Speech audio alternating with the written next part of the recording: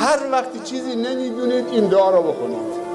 هر وقتی چیزی رو فراموش کردید این دعا رو بخونید.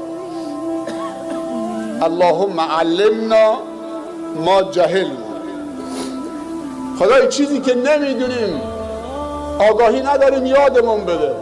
کمک بکن تا یاد، توفیق بده تا یاد بگیریم. و هر چیزی که میدونیم به دلایل فراموش کردیم یادمون بیار.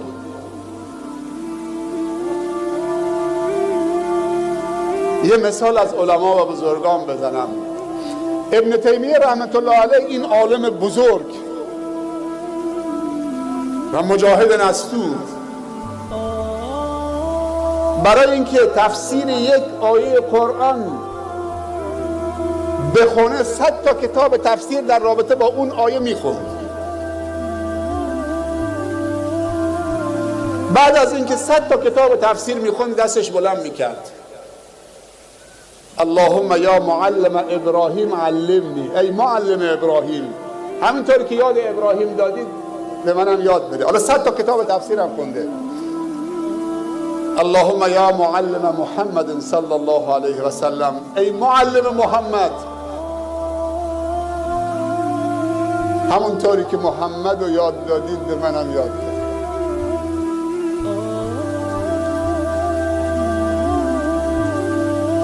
علمای بزرگ وقتی که معلوماتشون رو فراموش میکردن تا 1000 بار استغفار میکردن. امام شافعی وقتی معلوماتش رو فراموش میکرد، حافظش کمرنگ شده بود، رفت پیش استادش گفت حافظم ضعیف شده.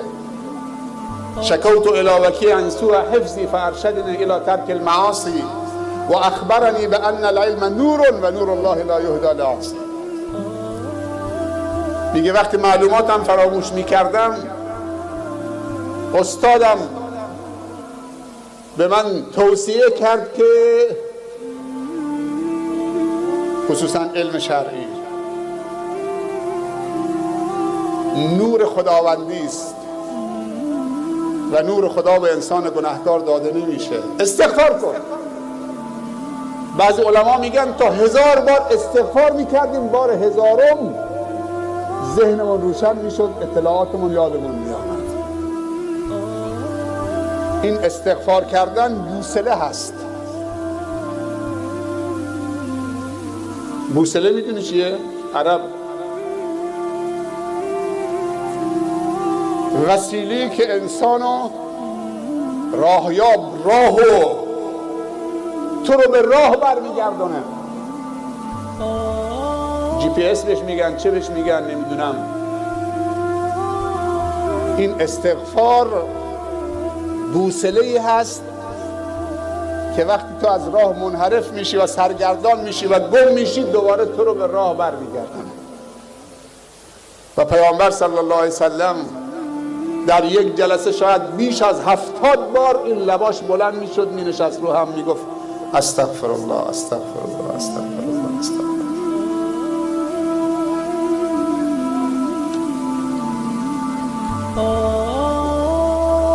گر در یمنی چو با منی پیش منی، ور پیش منی چو بی منی در یمنی.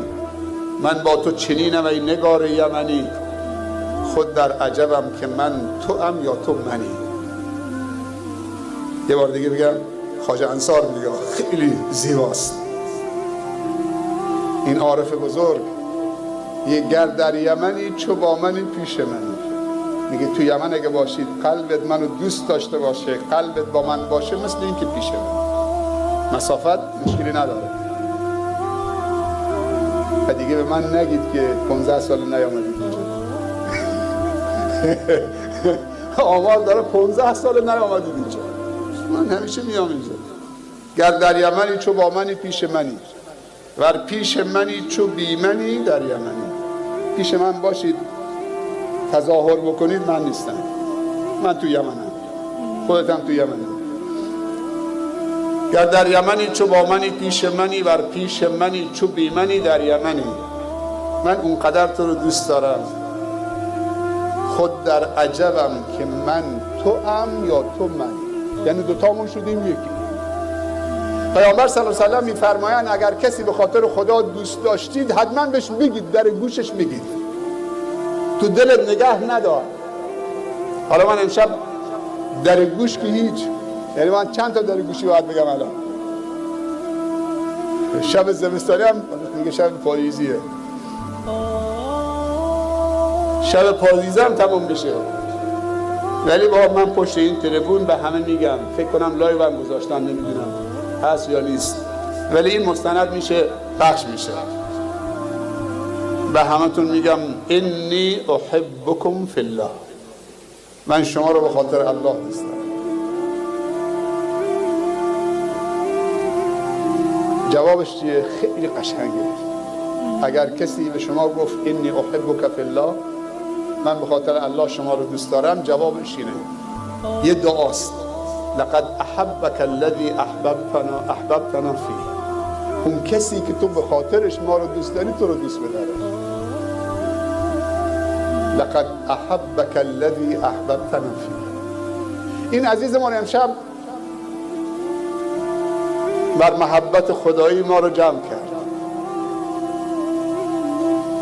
جمعمون کرد تو عروسیش که همدیگر رو سیراب از محبت بکنیم و دوستی خوب و خدایی رو به نمایش بگذاریم و همدیگر رو بتونیم ببخشیم و محبت به اوج برسانیم و براش دعا بکنیم خداوند بهش برکت بده در زندگیش، در سلامتیش،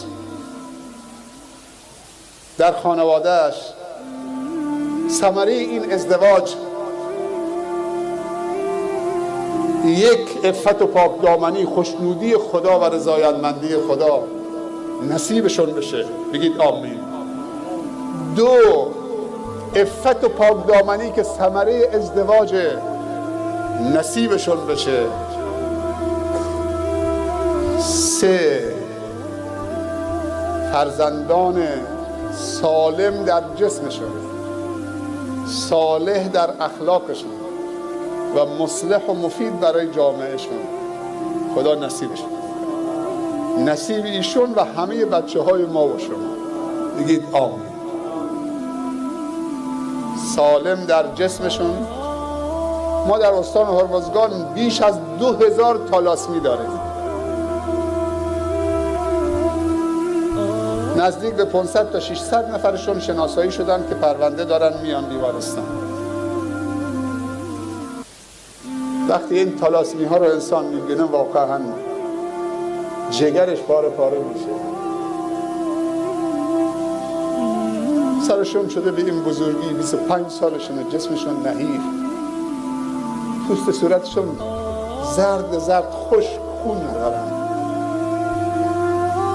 یه غفلت. دو تا جوانی که عاشق هم شدن، دل باخته شدن، نرفتن آزمایش ژنتیک و خون بدن.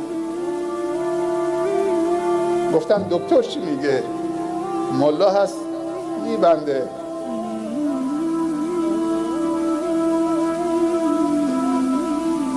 ثمرش شده 2000 تالاسمی، غیر از اونایی که دیگه معرفی نکردن، نیامدن، براشون امکان نداره. حتما آموزش قبل از ازدواج، آزمایش ژنتیک خون، که بعد حسرت اینها رو نخورد. بچه به دنیا بیاد معلول، 25 سال بعضی پدرها و مادرها این بچه رو نگهداری کردن. 3 تا بچه معلول. از همه دردناکتر این که 2 تا دختر معلولی که نزدیک به 30 سالشون بود،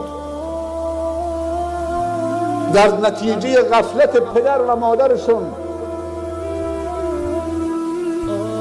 بعد از اینکه دخترها 35 سال رسیدن معلول بودن، تالاسمی بودن، پدر از مادر جدا شد، مادر رفت شوهری دیگر گرفت، پدر رفت زن دیگر گرفت.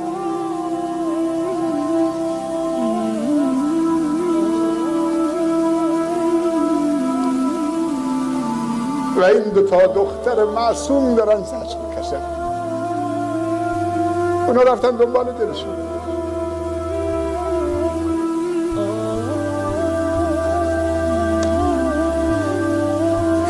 خیلی صحنه های سختیه.